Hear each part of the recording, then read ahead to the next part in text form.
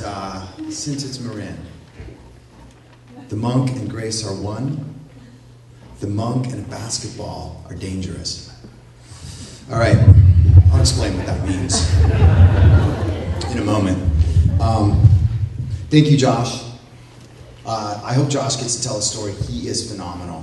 When I grow up as a storyteller, I want to be like Josh Healy. And I used to want to be like Josh Kornbluth, who I saw like 20 years ago. He's amazing. It's going to get so good. I'm happy you're here and you're well. And I'm nervous, so I'm stalling for time. Thank you, Kara, for having me. And I'm worried I'm going to kick this. Anyway, let's kick this, as they say. I'm teaching English in Korea, and I am working grueling 15-hour days, and I'm unhappy. I don't speak the language, and I love the culture and the food, and the people are very nice, but I can't speak the language, and I don't have any friends. And the nightclubs are full of drunken GIs trying to hit on Canadian models who are just trying to dance the Macarena. And it's ironic that I can't get a date because I live in a love hotel, the kind of place where Mr. and Mrs. Kim drop in for a night of amour. Respectable married people, just not married to each other. On the top floor is residential. Now, it's Korea, so you leave your shoes at the door and you've got flip-flops. I don't have flip-flops, and I'm okay with padding around in my stocking feet, except for that late-night run to the bathroom, because it's all sprayed down with water to keep it clean. So my solution, I don't have flip-flops. Guy next to me does. So, I put my head out the door, and I slide my foot this way, and I hook the flip-flop, and I slide it back, and I switch it up, and with the right I do the same thing, and I walk real quiet, not flippity-flop-flop, but quiet like David Carradine walking on rice paper into the bathroom. And this is cool. This is a workable solution until the third night. That left foot there, kind of weird lean, a head pops out. He looks right down at my foot, and he follows my leg, and he meets my eyes, and he breaks into the biggest grin you've ever seen, and he laughs from deep inside. Now, this is Marcelo Real, sort of a guide. He knew the guy that knew about Buddhism, and this is how it goes. Marcelo introduces me to a bunch of English teachers, and we have a great time, Korean barbecue, drinking soju, rolling on the floor, and every Saturday we play basketball at Seoul National University. Pickup game with the Korean students versus the ragtag band of English teachers. And I'm the worst basketball player you've seen in your life. But it's fun, and it's ironic that my escape, my fun, is running up and down a cement court. Because Seoul is a sea of cement. Now, one rainy day, no basketball. And Marcelo says, come with me to the temple. Come with me to meditate. And we end up at Chogyesa, which is a beautiful old wooden structure. It is the headquarters of Song, which is to the Koreans what Zen is to Japan, or Chan is to the Chinese. And it's like, the Vatican. It's beautiful. We go in for a Dharma talk, and there's this monk from Brooklyn who's in charge of all the wayward foreign strays. And he's like, you're not going to believe this. This is amazing. We got a special guest today. Oh, my God. Oh, my God. On and on and on. And he's telling us about this monk who's just going to blow our minds with this, blah, blah, blah. And this is this guy from Cambodia, and he's just, blah, blah. We go in the little chapel. We sit on the little cushions. There's 20 of us there. And it's quiet. And it's real. And this little door slides open. And this little man, as tall as his microphone, wrinkly as a prune, wrapped in a saffron robe, shuffles across the floor. And I want to tell you that I've never seen this before or since, and it's so real, I wish you could have seen it too. There was an energy, a light, shining out of this man that I could see and feel at the same time. And I looked around, and everybody was lit up like me, laughing and grinning at this sweet little old man. Cambodia's answered Mr. Magoo, sits on the cushion for his big Dharma talk. Now, this guy, Mago Sananda, was responsible for resuscitating the monastic life in Cambodia after the Khmer Rouge tried and almost killed every monk in that country. Every year on the anniversary of the ceasefire, he would lead a Dharma peace march. The very first time they did it, someone threw a hand grenade in the window, and it didn't go off. He's a beautiful man. He sits on the cushion. This is heavy. It's going to be the Dharma talk. And here's what he said. Dharma talk. These words. These people. This moment. End of Dharma talk. And I said, whoa, dude. Because I know a little bit about Buddhism. I went to Berkeley and I've shopped and bought books, etc. And so, I walk out on the temple grounds, the rain stopped, the sun's coming out, there's a rainbow, it's beautiful. And around the outside walls of Chiogesa are scenes painted, murals, as high as that ceiling from the Buddha's life. And I stop in front of one where Siddhartha is on a horse, a white horse, leaping over the wall of the palace, turning his back on his queen, on his child, on his kingdom, on the world, leaping to this dark, starry night of the unknown. And I'm thinking, yeah, wow, I get it. It's kind of... Suddenly, there's a presence of, I can feel a person behind me, and I turn around and I see a young, smiling monk with glasses. Does this? He says, do you have a question? And I said, yeah, Dharma this and Dharma that, and what's it all mean? And he stops, and he can see that I'm just full of energy and wanting to know. And he points at the mural and he says, this is this. And he turns and he shuffles and he walks away, and I think, wow, this is getting good. I can't wait for the third act.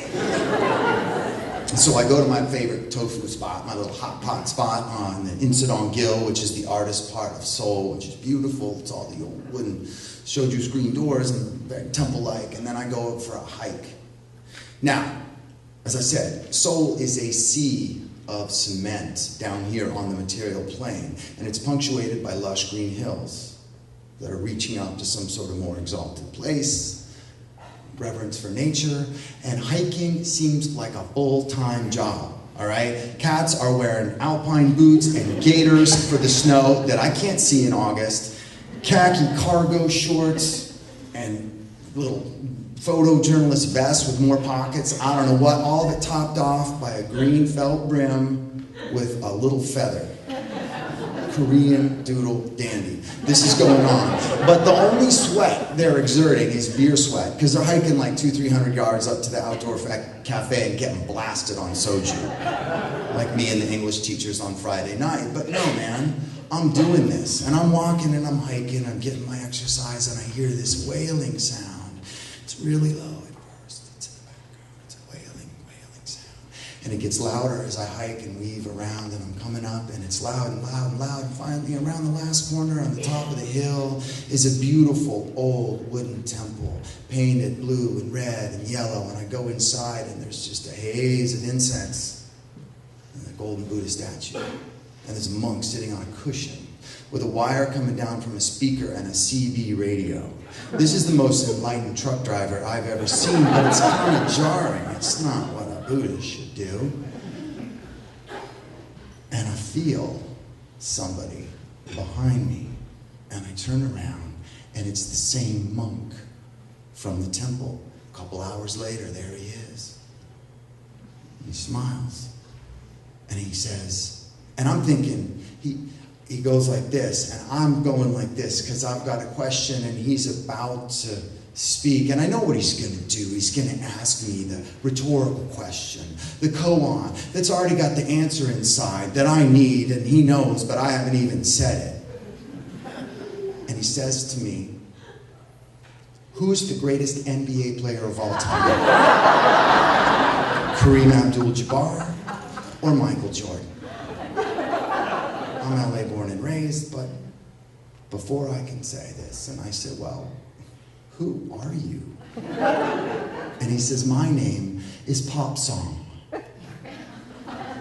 Pop Song is the name given to him as a novitiate, Sunim, Pop Song Sunim. When you enter the temple, you cast away your given name for as long as you stay, symbolizing turning your back on the world, leaping over that threshold into the unknown, into this new life.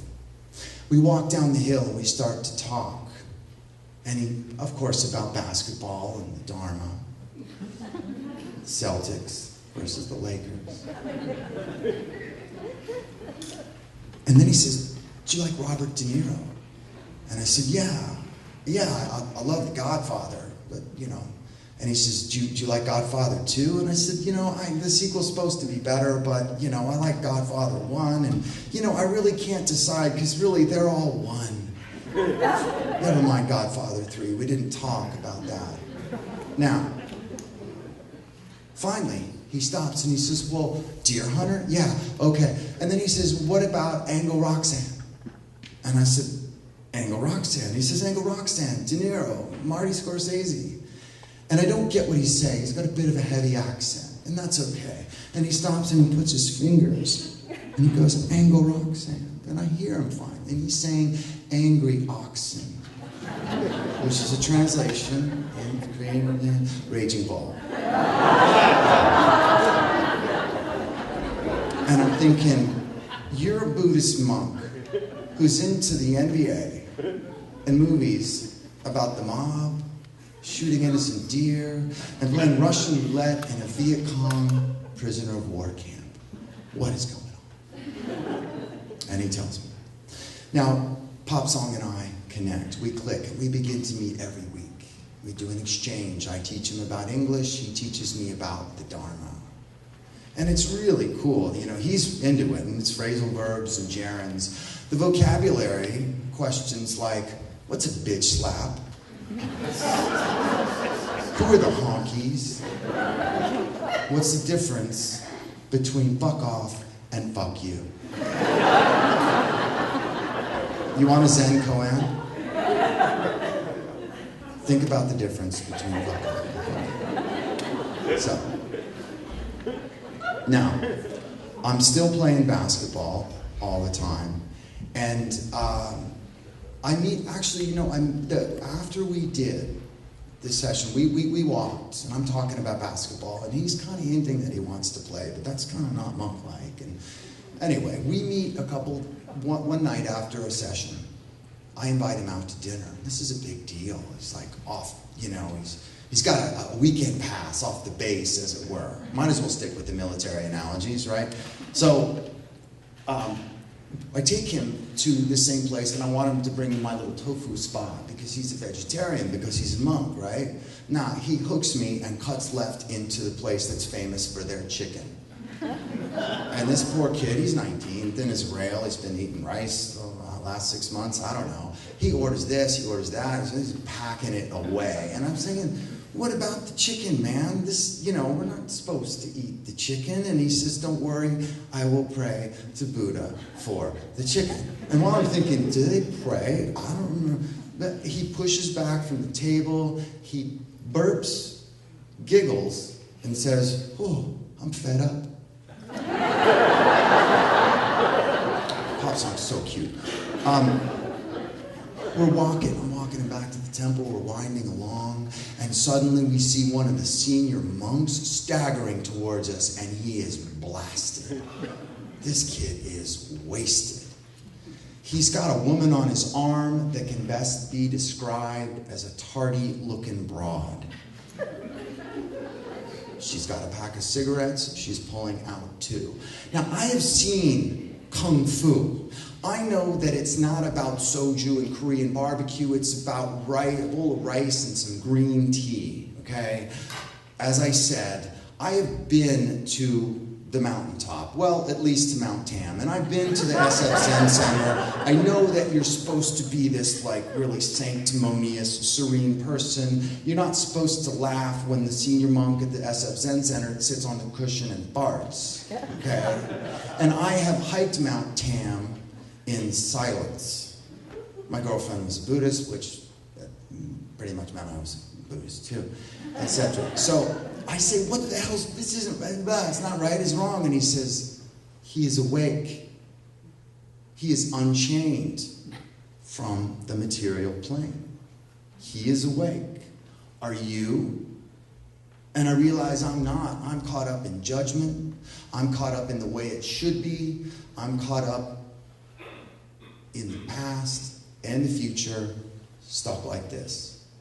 I'm walking home and I feel lighter. I feel like I get it. I should be in the moment and accept what's in front of me. Be aware and accept what's in front of me. Sorry. I pass a video store and there's a cutout of Goodfellas, Ray Liotta, Joe Pesci, Robert De Niro. And it hits me somehow that this is a line from The Deer Hunter. And I don't know to this day if Pop Song was pointing and going, this is this, and this is this, if he was trying to steer me toward an awareness of acceptance, or if he was trying to steer the conversation back towards pop culture. Don't know. Comes to pass that one day, Pop Song keeps talking, dropping hints about basketball, but it's kind of, I don't know, should we, I don't know, get out of the temple? What's he gonna wear? I don't know. So one Saturday, I don't go to the temple. I just kind of don't. And I send word with somebody else, let him know I'm not gonna make it, blah, blah, blah, blah, blah. And I go to the basketball court. And I feel it. And I look, and see, there's a cement court, and there's some stairs down there. And I swear, I can just feel it, and I see his gray hat rising up, and his glasses, and this, and the gray robes, and he's got on his pair of feet, shining like Mago Sananda, a brand spanking new pair of red and white Air Jordans. And Buddha, red and white Air Jordans. We start to play. The Korean kids don't want to pass him the ball. They're kind of like, it's not supposed to, I don't know, it's weird. Marcelo laughs, punches me, and he says, you must evolve. I forgot to tell you a key moment with Pop Song after we were, pardon me to go back, we were walking down the hill from the temple after we had met at this, with the monk and the CB radio, and we're sitting outside of the same cafe having a Coke, and the mosquitoes are biting because it's August and it's humid there. And I kept going smack and smack and smack until I remembered, karma, this isn't cool. Hey, Pop Song, what do we do about these mosquitoes? And just then one bites him, and he looks down and he goes, I would say, evolve. It's important that I play. Because when we get there, I'm still kind of freaking out, and the Korean kids are freaking out. Marcelo, beaming, punches me in the arm and says, evolve. We play ball. Nobody wants to pass the Pop Song, and he's eager, and he's desperate, and he's all arms and elbows. And I look at him. When Marcelo gives me ball, I look at Pop Song, and I see the kid who is in love with popular culture, and I see the Buddhist monk with the unorthodox but legitimate practice. He is awake, he is aware, he is present, and I pass him the ball because I can be like that too, and we are like this. And Pop Song takes the ball and he drives the lane. He charges forward, hell-bent for glory, like an angry oxen. He has what Bobby Knight would call hustle and what the Dalai Lama would call lack of skills and a violent, fucked up approach to the game. It's like we went to a basketball, it's like we went to a brawl when a basketball game suddenly broke out. He throws an elbow and he hits he's just so violent. He throws an elbow and hits Marcelo in the forehead, who's suddenly not laughing anymore. He bashes into one of the Korean kids. It sends him rolling like a tumbleweed. Glasses smashing in pieces to the ground. So much for the nonviolence thing. And then Pop Song launches himself toward the net. And I want to tell you that he soared like a flying monk with the grace of a golden eagle. But there's that whole acceptance of reality thing. And he flailed like a broken-winged baby bird falling from the nest, arms windmilling. He launched the basketball over the green hills of Seoul, away from the material plane. Yeah, detachment. And with his forehead bashed into the rim and crumpled to the ground.